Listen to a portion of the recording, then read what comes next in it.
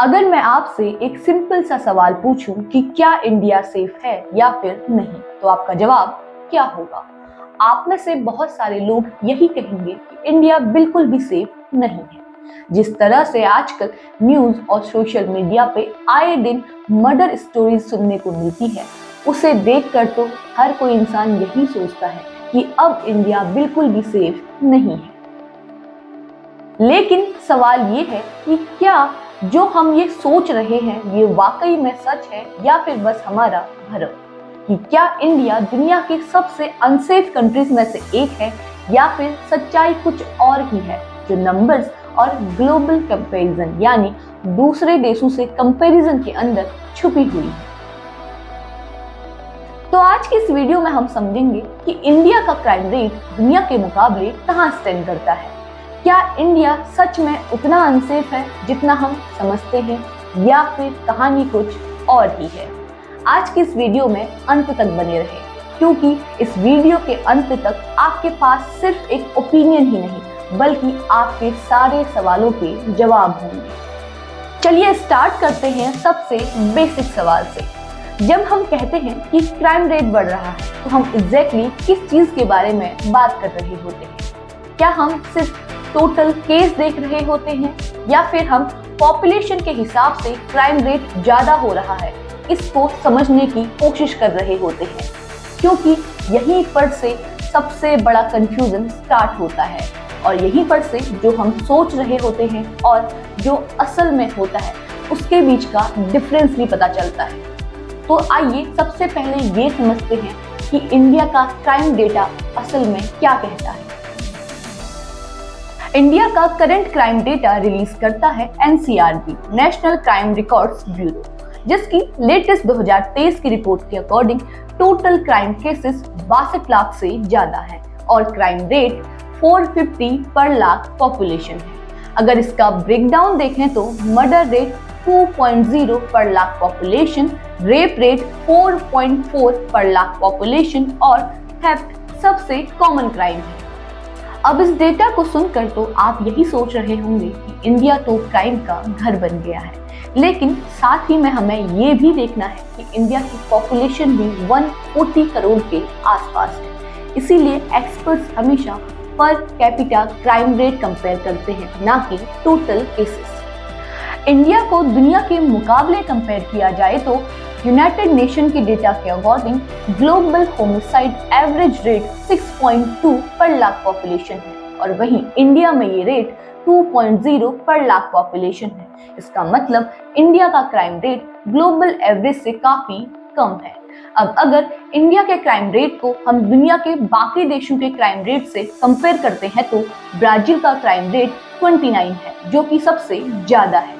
USA का crime rate 5.4, Nigeria का crime rate 9.9 के अराउंड है और वहीं इंडिया का क्राइम रेट 9 है जो कि इतनी बड़ी पॉपुलेशन के हिसाब से काफी कम है। इंडिया को दुनिया के मुकाबले कंपेयर किया जाए तो यूनाइटेड नेशन के डेटा के according global homicide average rate 6.2 पर लाख पॉपुलेशन है और वहीं इंडिया में ये रेट 2.0 पर लाख पॉपुलेशन है। इसका मतलब इंडिया का क्राइम रेट ग्लोबल एवरेज से काफी कम है।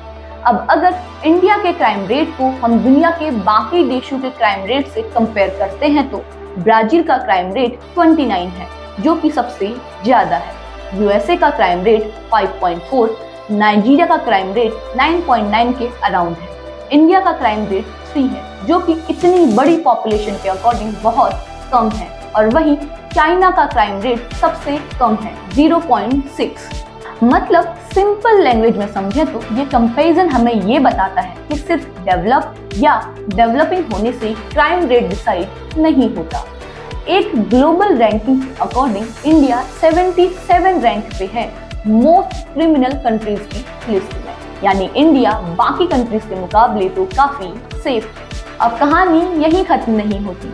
इंडिया के अंदर एक और रियलिटी छुपी हुई है, क्योंकि इंडिया सिर्फ एक कंट्री ही नहीं, एक मिनी वर्ल्ड है जिसका हर स्टेट सेम नहीं है।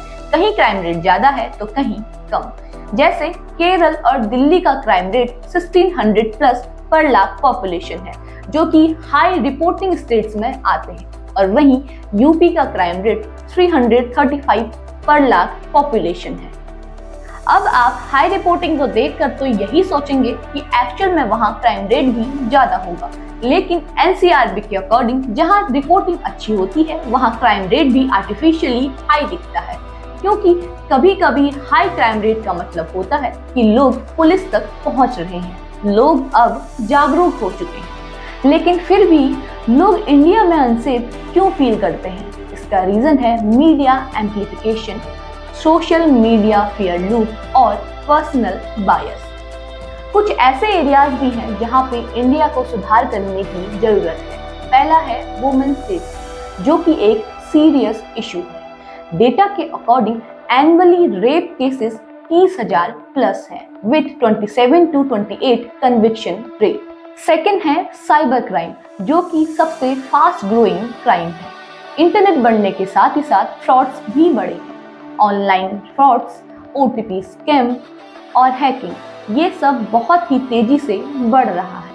पहले फिजिकल क्राइम हुआ करते थे, लेकिन आज इकोनॉमिक और डिजिटल क्राइम बढ़ रहे हैं।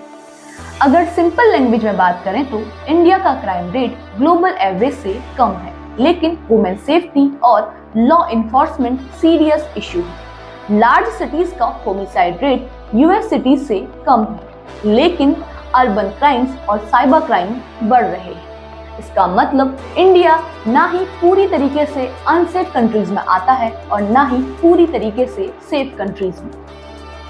यहाँ नंबर्स कुछ और कहते हैं और परसेप्शन कुछ और। क्राइम सिर्फ स्टैटिस्टिक्स का इशू नहीं है, बल्कि ये ट्रस्ट, लोगों में अवेयरनेस, रिस्पॉन्सिबिलिटी और सेफ्टी का भी सवाल है। तो अगली बार अगर आपसे कोई कहे कि इंडिया सेफ है या फिर कोई कहे कि इंडिया अनसेफ है, तो उस बात को सच मानने के बजाय डेटा देखना, समझना और फिर डिसाइड करना कि इंडिया सेफ कंट्रीज में आता है या फिर अनसेफ कंट्रीज में। और आपको क्या लगता है कि इंडिया सेफ है या फिर नहीं? अपनी राय कमेंट बॉक्स में जरूर लिखें। और ऐसे ही ग्राउंड रियलिटी कंटेंट से जुड़े रहने के लिए आप हमारे चैनल को जरूर सब्सक्राइब करें। और अगर आपको ये वीडियो पसंद आई है तो इसे लाइक एंड शेयर कीजिएगा। Thank you.